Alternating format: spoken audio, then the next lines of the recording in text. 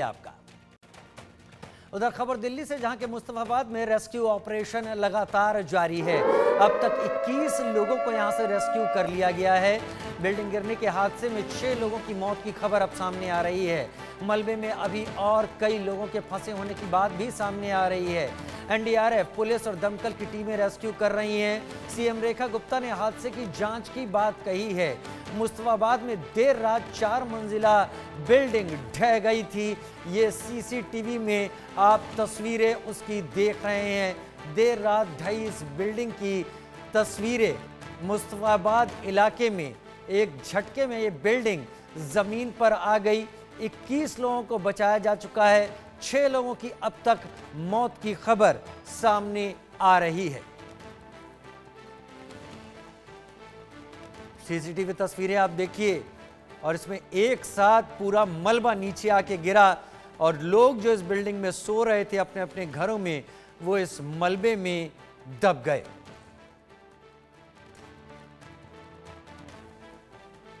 संभव शर्मा ज्यादा जानकारी के साथ मेरे साथ इस वक्त जुड़ गए हैं। संभव, तस्वीरें देखी सीसीटीवी की, दहलाने वाली तस्वीरें हैं। रात को सोते वक्त अचानक ऐसा जल्जला आ जाए तो क्या ही होगा सोचा जा सकता है। लेकिन अभी जो खबर सामने आ रही है कि 21 को बचाया गया, 6 की मौत हो चुकी है। अभी अथॉरिटीज क्या कह रही हैं? ये मरने वालों की क्या संख्या और बढ़ सकती है या औरों को भी अभी बचाया जाना बाकी है?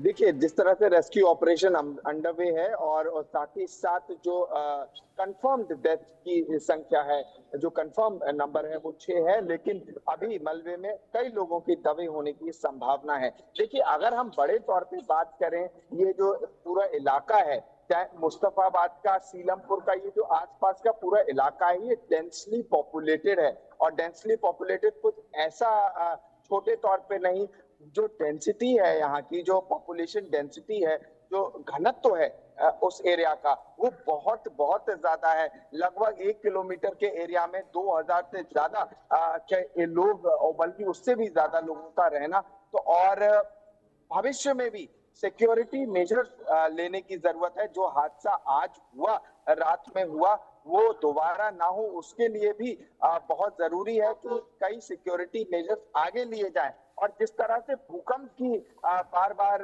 खबरें आ रही हैं, म्यांमार से खबर आ रही है, जम्मू कश्मीर से खबर आ रही है, अलग अलग जगहों पे भूकंप की खबरें हम लगातार दिखा रहे हैं, उसके संदर्भ में भी ये बहुत महत्वपूर्ण हो जाता है कि अगर बाय द वे दिल्ली में भूकंप आता है तो स्थिति क्या होगी।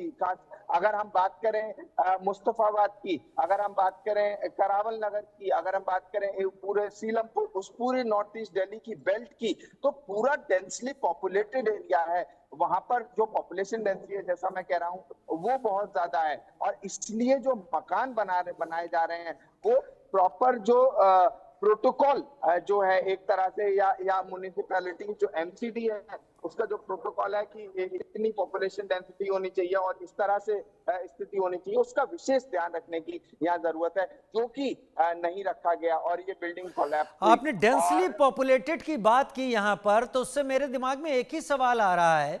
ये जो बिल्डिंग गिरी है, इसमें कितने लोग थे कल रात जब यह हादसा हुआ? क्योंकि 21 को बचाया गया, अब तक 6 की मौत हो गई।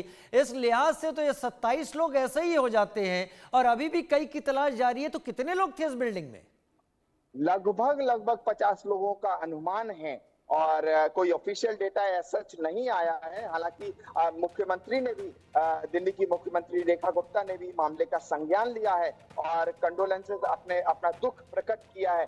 इसके अलावा जो वहां के एमएलए हैं, उन्होंने भी मामले पर दुख प्रकट किया है। लेकिन अगर ऑफिशियल फिगर की बात करें, वो अभी नहीं है, सच नहीं है। लेकिन मैं आपको बात बताऊं, 4 स्टोरी बिल्डिंग थी। अगर विक्टिम्स की बात की जाए, वहां लोकल की बात की जाए, जिनके अपने इस हादसे में गए हैं, तो उनकी बात की जाए तो उनके अनुसार, चूंकि मुस्लिम समुदाय ज्यादा है, बहुल एरिया है ये, और दिल्ली चुनाव के दौरान हम लोग लगातार इस पूरे एरिया में घूमे थे। तो आपको अगर मैं ग्राउंड रियलिटी की बात करूं, तो एक जगह, एक गली से दूसरी गली जाने में भी गाड़ी मुड़ाने में कठिनाई होती है। इस तरह का ये सघन क्षेत्र है। यहाँ पर 50 लोग का अंदाजा तो आप ही लगा रहे हैं।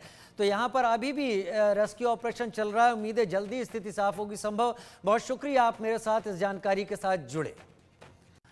और अब सीधे रुक कर लेते हैं